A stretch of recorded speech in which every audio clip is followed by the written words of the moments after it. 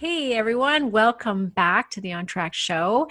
Today I am super excited to be talking about something I've never talked about on this show before, and I should have because it's a big part of my practice.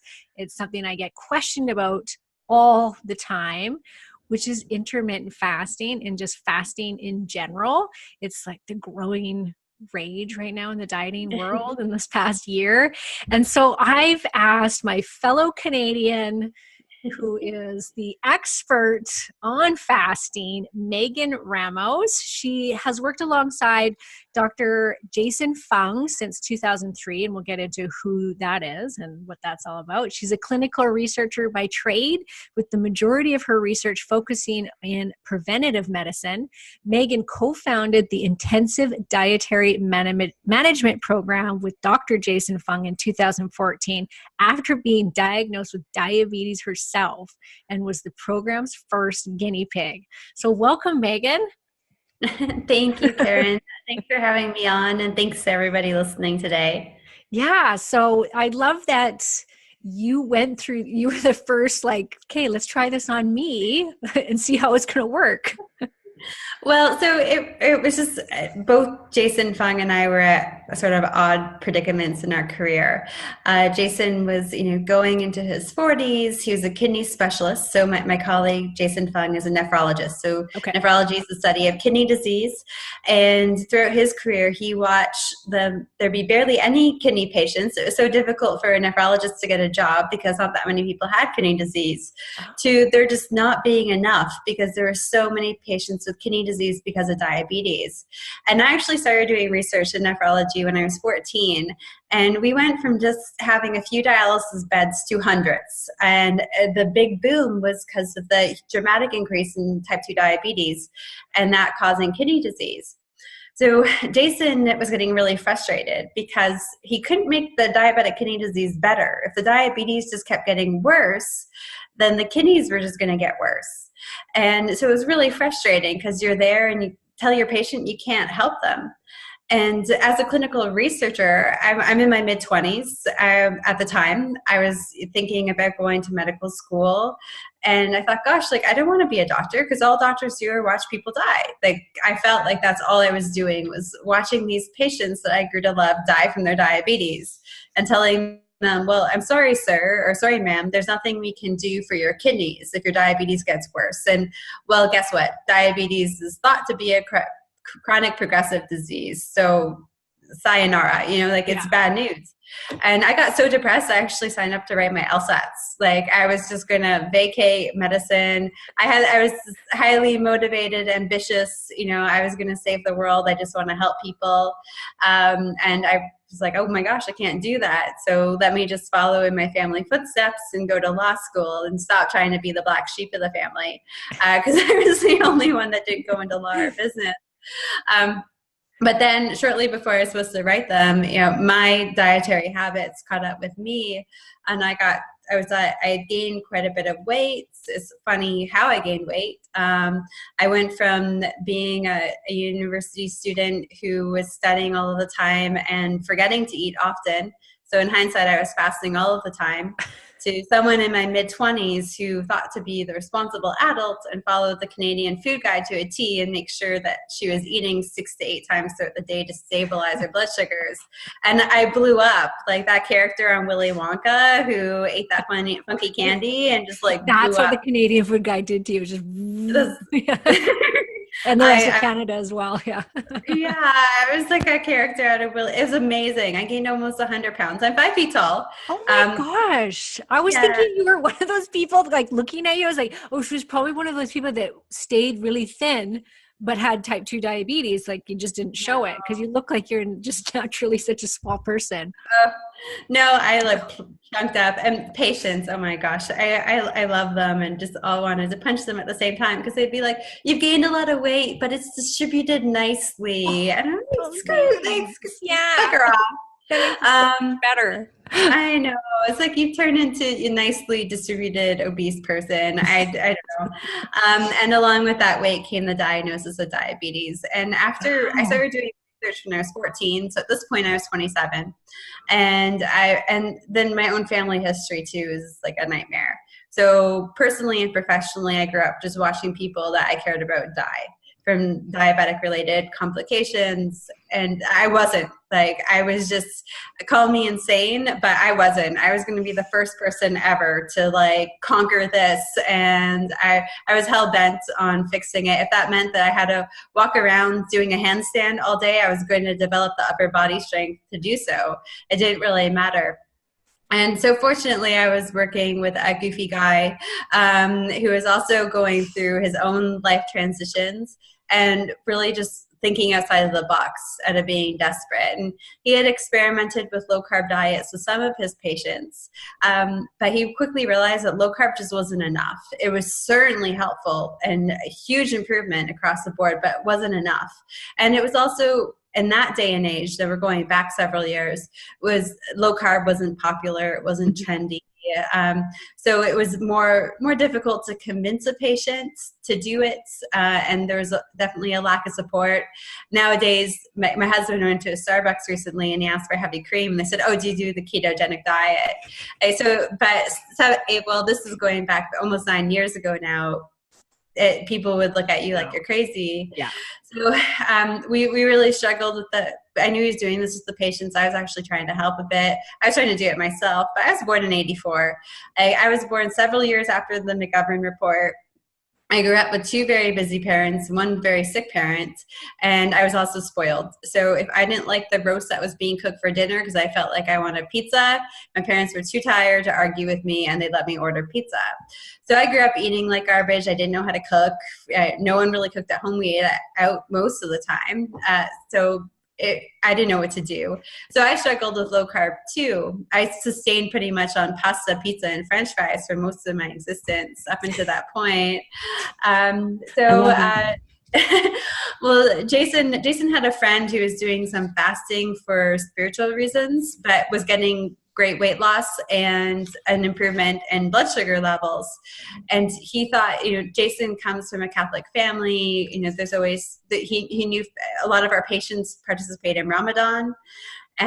So he started to think, well, why is fasting? Like, it's obviously, it's not just for spiritual reasons, it's for therapeutic reasons. That's why every major religion incorporates a feasting and fasting alternate rhythm, over the course of the year between holidays. So he started doing a bunch of research and had his big aha moment, that it's not just what you eat, but it's also when you eat. Mm. And he gave me this stack of articles on religion and fasting and the therapeutic side of it, not just the spiritual benefits, but the therapeutic side of it. And just starting to think about it, I brought a strong background in physiology, and I had this aha moment. I went through all of the stages of oh my gosh, I found the cure, to being so mad, to hating my parents, to just being sad at the state of the world, to accepting that this is what I needed to do. And I started doing it, and I hated it at first. Everyone thought I was crazy. I thought my father was going to get me committed. He talked about getting power of attorney over me. I had this weird eating disorder. I had to do it in secret. How were you doing it? Were you doing days, 24-hour fast? What were you doing? The first month I did 24 hours of fasting. Now you have to keep in mind, for a couple of years leading up to that, I ate high carb. So I ate foods that really stimulated insulin production, and enough so for me to gain all that weight and develop diabetes. But to really throw all my hormones out of whack, and to be hungry in a constant state. And literally for 2 years, as I started eating more often, I just wanted to eat more all of the time.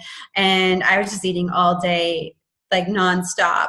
And so many people around me were eating the same. Our medical clinic, it was whose job is it to bring in cookies this Monday? Who's bringing in the donuts on Wednesday?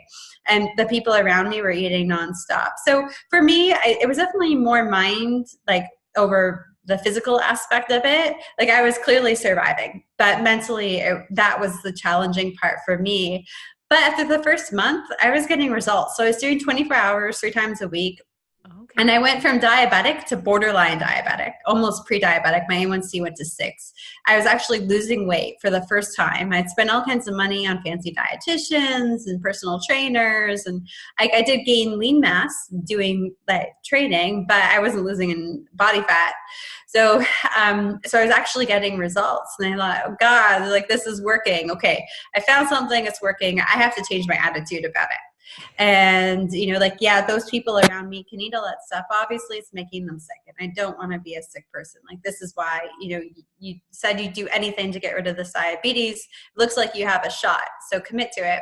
So after I got my first month's blood test back, I had that reality check with myself. And I was like, get your head in the game. You know, think of this as a therapy. And if you really dedicate yourself to it, you're not going to drag out this forever. You'll get it done. You'll get it over with. So I took 6 months and I treated it like each fasting day was like me going to the hospital for chemotherapy. Like I thought of it as a real therapeutic treatment. And there would be good days and there would be bad days. There would be days where I'd miss out a little bit on social events, or I wouldn't feel like going out because I wasn't feeling great.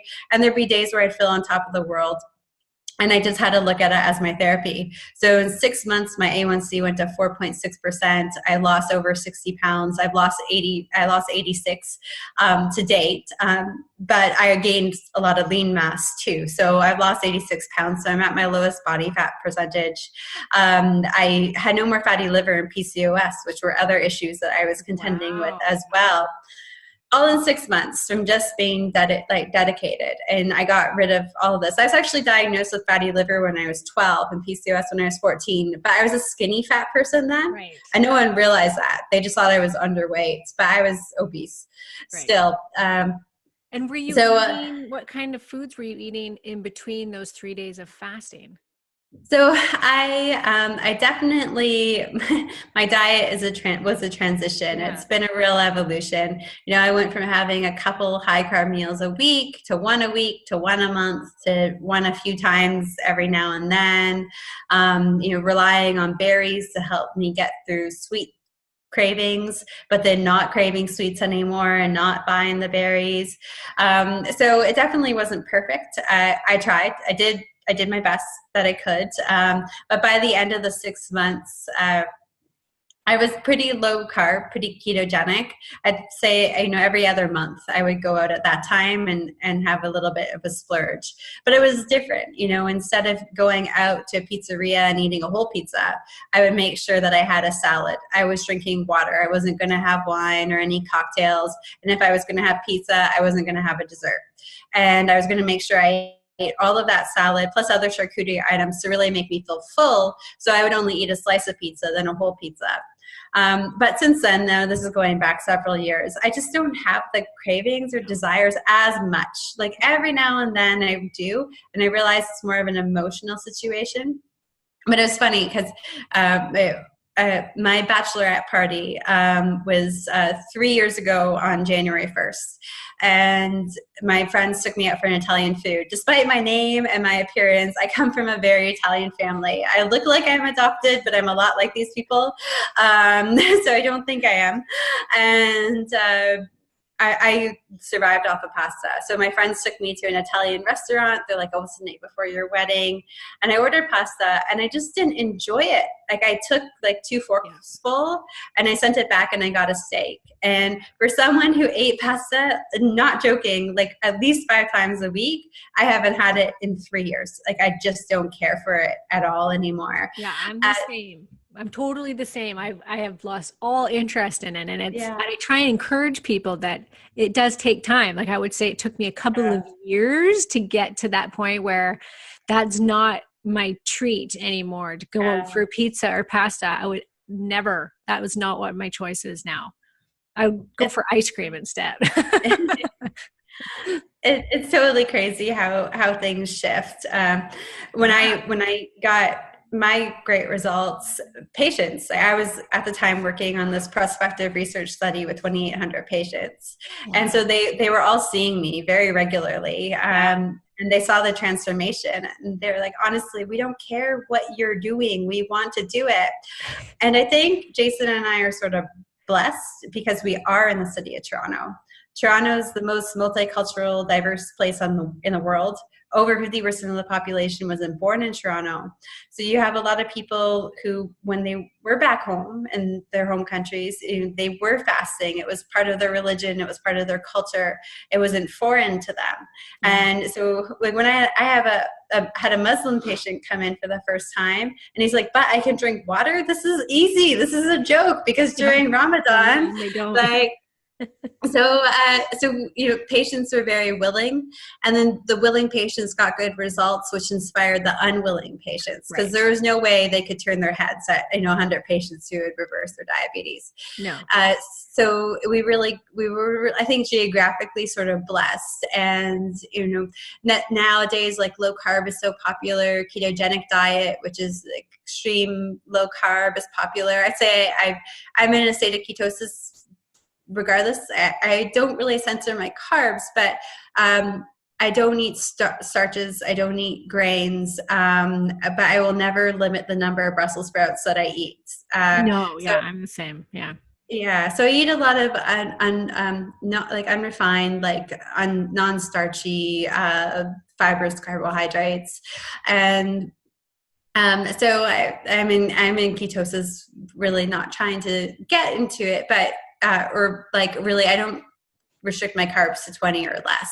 But I find that even at 60 or plus grams of non-starchy fibrous carbs, I'm in a deep state of ketosis. So, so I'm getting those potential benefits. So the patients saw me and they begged, and so we sort of developed this little program.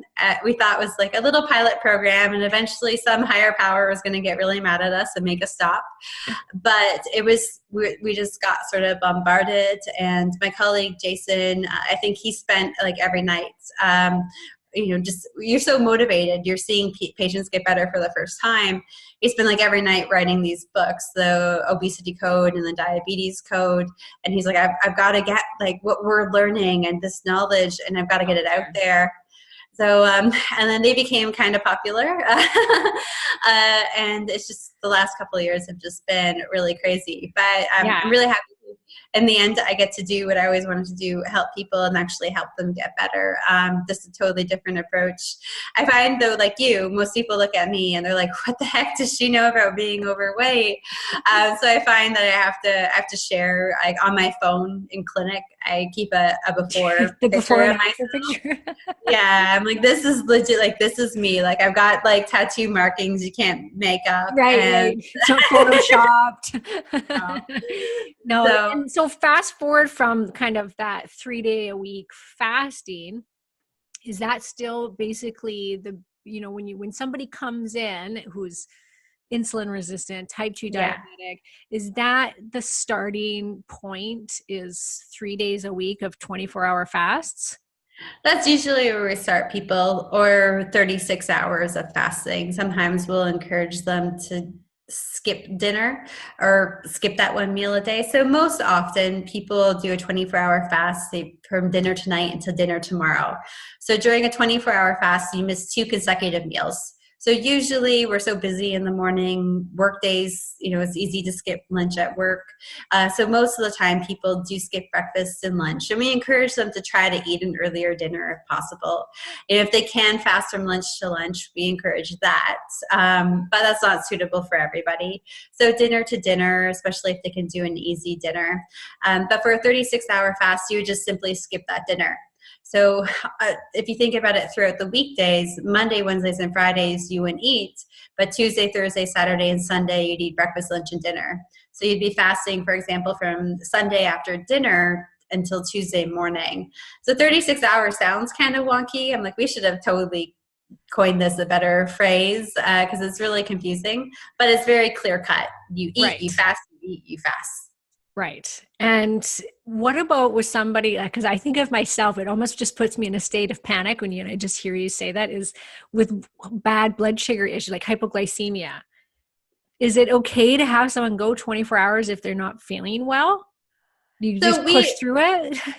So there's different levels, and we, so with the patients we adjust their medications, or if we are not in the position where we can adjust their medications, we start off a lot more slowly.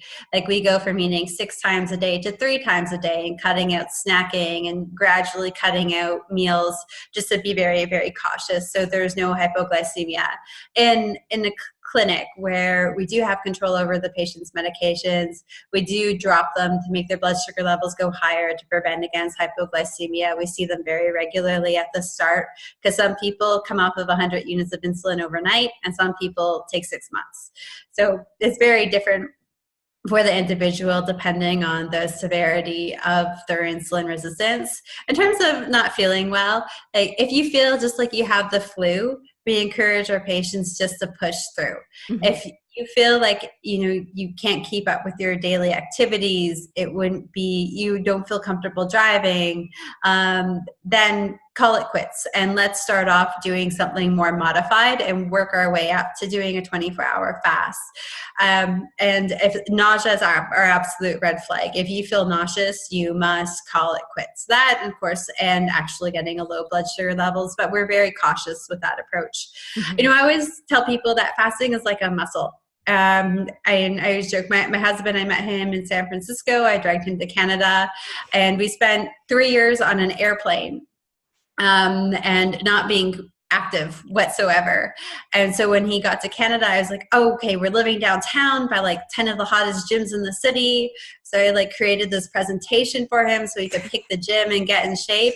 And he's like, Megan, we sat on our ass, for 3 years. Like, get over yourself. He said, tomorrow morning, let's stretch and see how you feel. And I stretched and I was sore for 3 days. Yeah. He said, yeah, we're not spending like $400 a month at a gym for you. Forget it. Like you got to start off. And so, but it's different for everybody. Like, my best friend and I can go into the gym and I can deadlift my own weight, and she can deadlift, an extra 20 pounds. And that's just, and we started doing weight training at the same time. So it's, everybody has their different capacities for things. So, you might really want to do a 24-hour fast, but your body might just not be, your fasting muscle and your body might just not be there yet.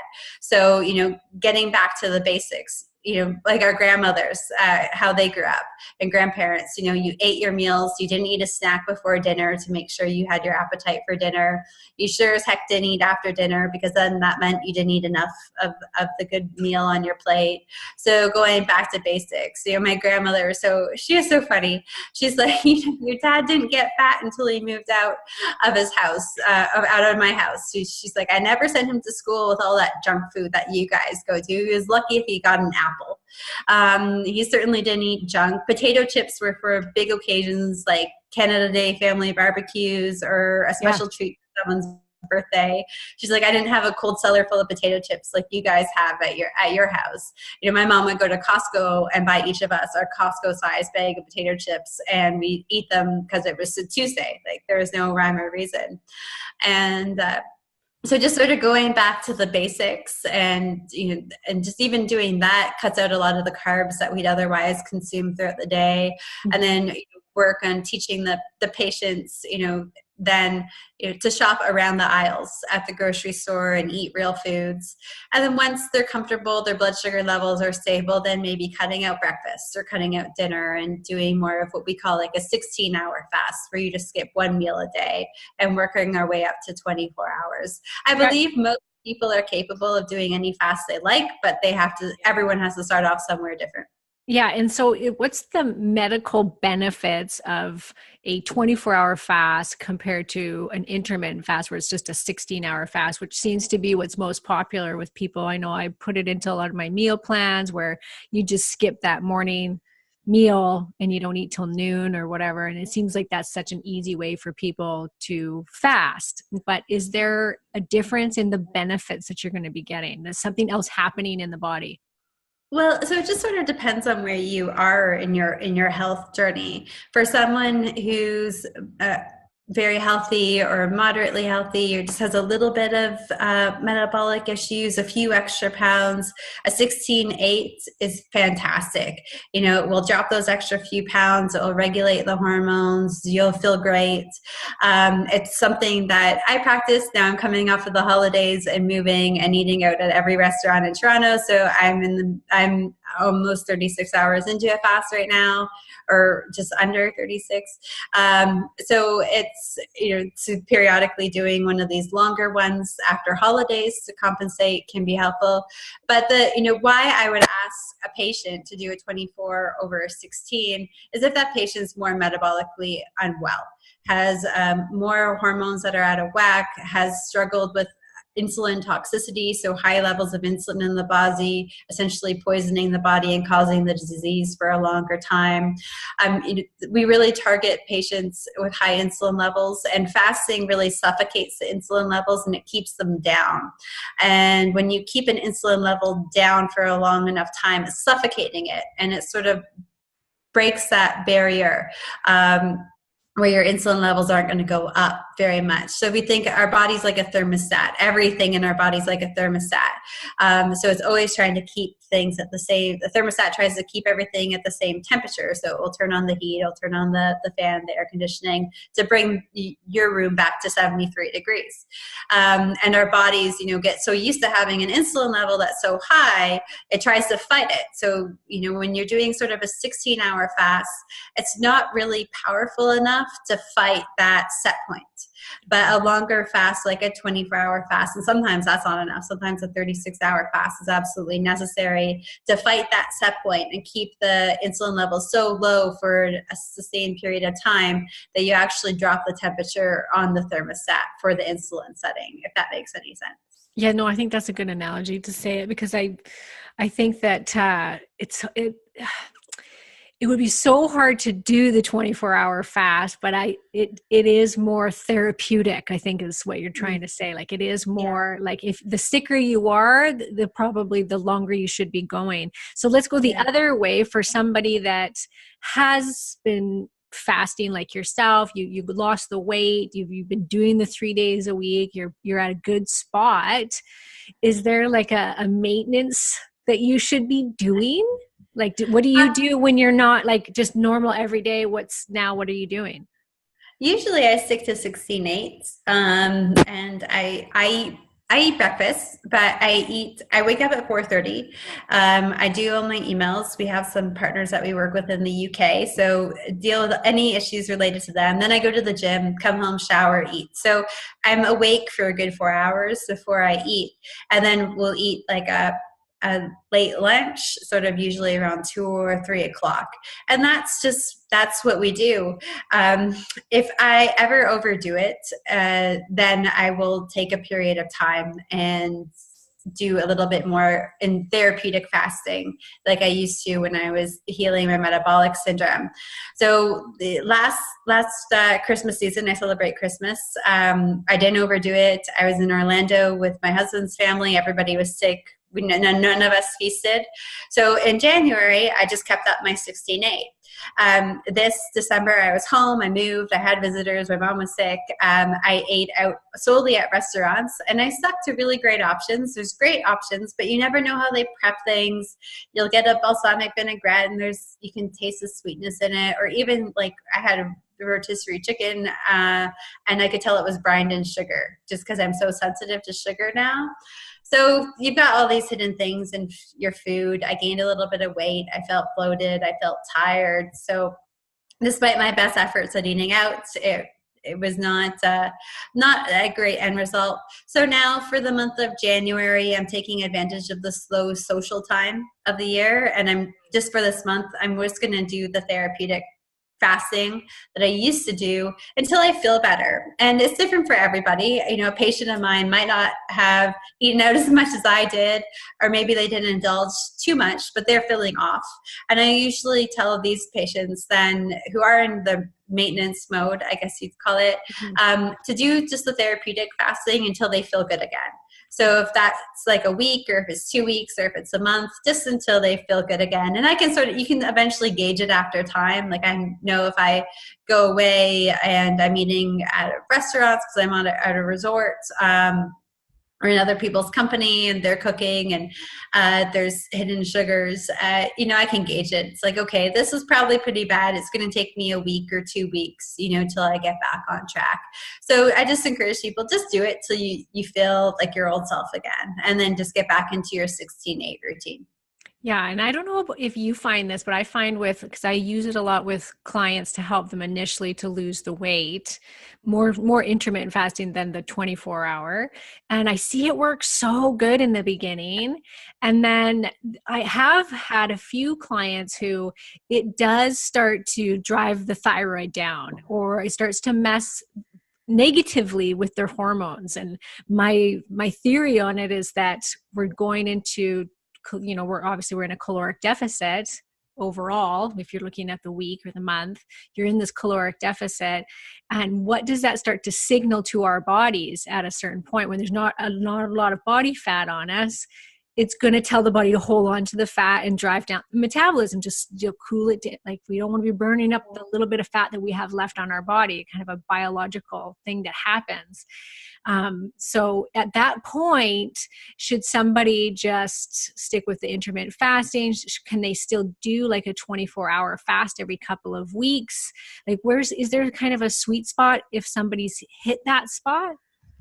Yeah, absolutely. It is a concern. I actually work with a lot of professional athletes, and they're, a whopping 7% body fat, but they're trying to fast for therapeutic reasons, which does mean sort of entering that 24-hour plus zone of fasting.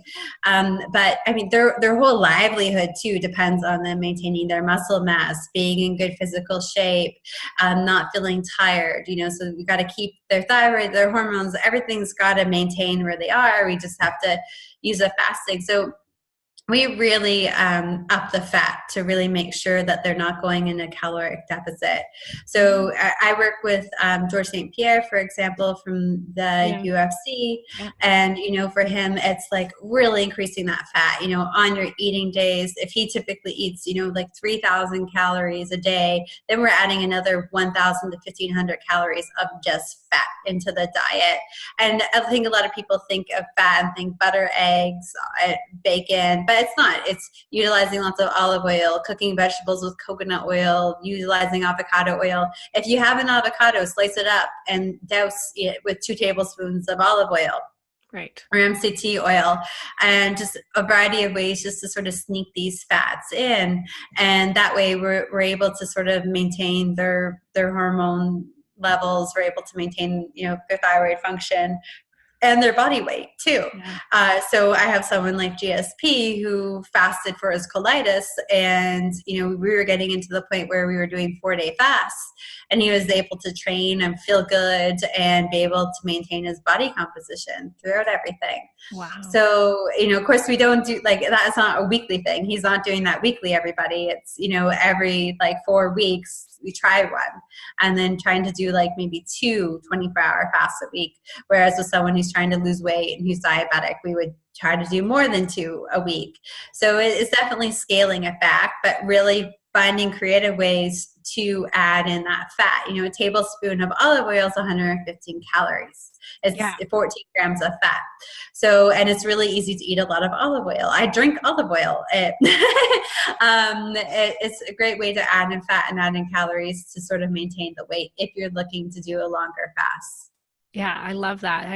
I think that that's a really good thing for my listeners to hear, because women, they hear, oh, I can fast and lose all this weight, and this is what I'm going to do. And then they end up going into this starved state eventually, and it starts to backfire. And I remember talking to Jimmy Moore on his podcast, and he was saying, no, you've got to eat those calories after you've fasted. Like, you can't not make up for them, right? Especially once you've lost the weight. In the beginning, that it's good, it's therapeutic, it's going to help with your insulin resistance and your type 2 diabetes, but then there is that fine line.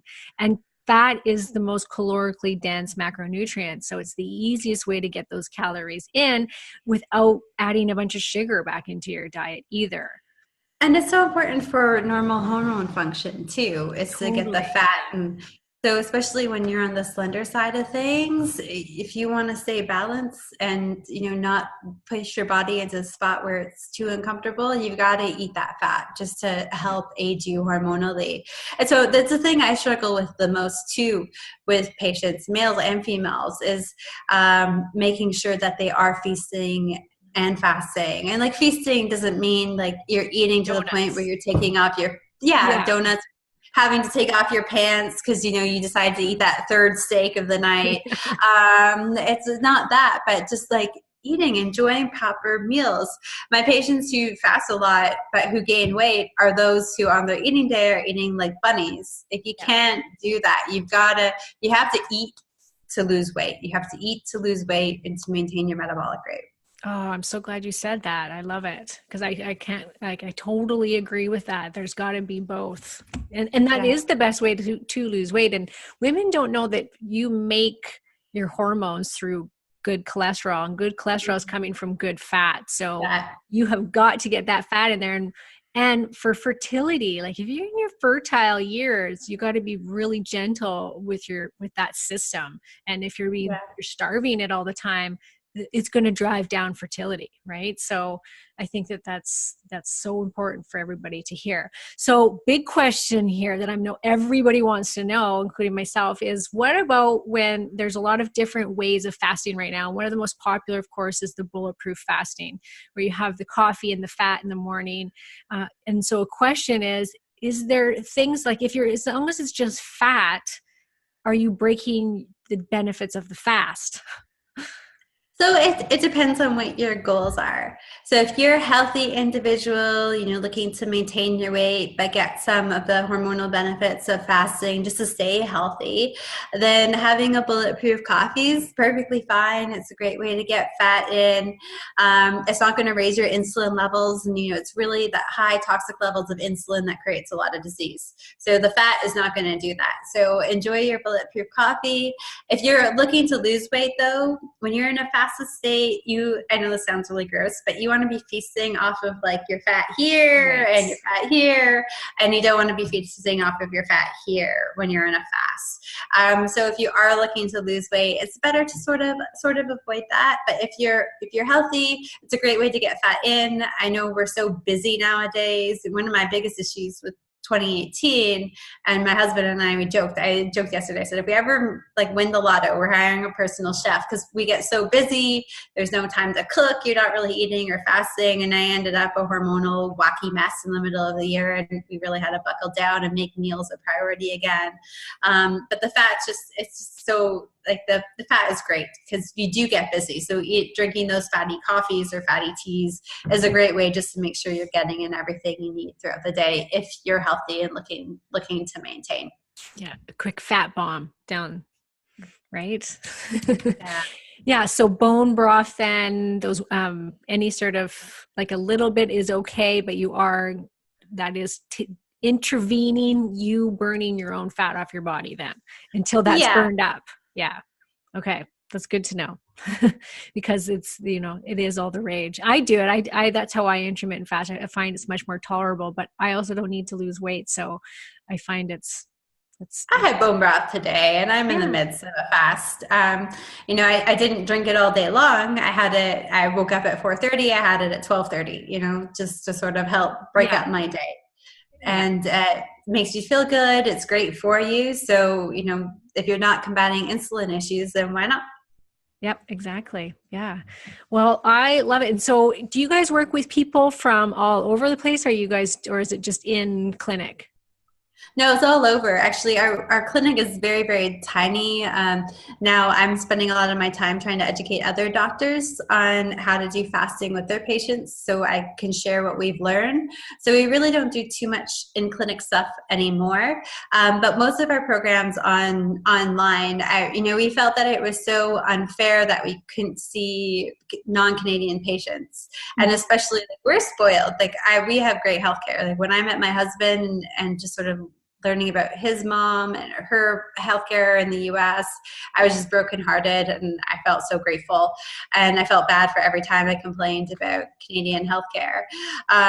So it just this need to help these people and share. And of course, they can't come to Canada always. And, medically, legally, we can't treat them, but can we help them out with fasting? Absolutely. Can we teach them about, when to eat and all of that stuff?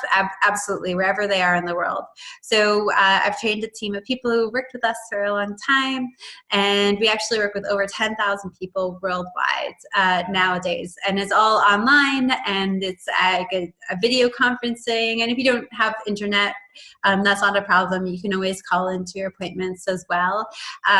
But we do these small group appointments so people get a community. It's kind of neat because I have patients from all over that connect, and they go on vacations and stuff together, and they form their own fasting community in their personal lives.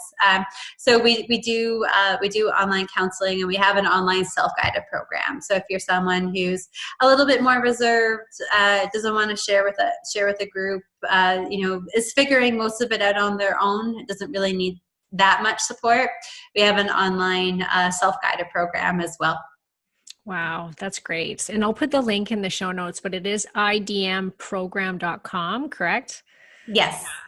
And so if you're looking to start incorporating fasting into your own regime, I highly suggest checking it out. It's definitely one of the best programs that's out there that incorporates fasting. So, and they're doing it right. You guys have done your research, you're doing it right.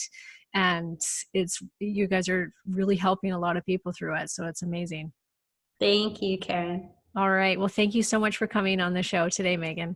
No problem. Thanks, Karen, and happy fasting, everyone.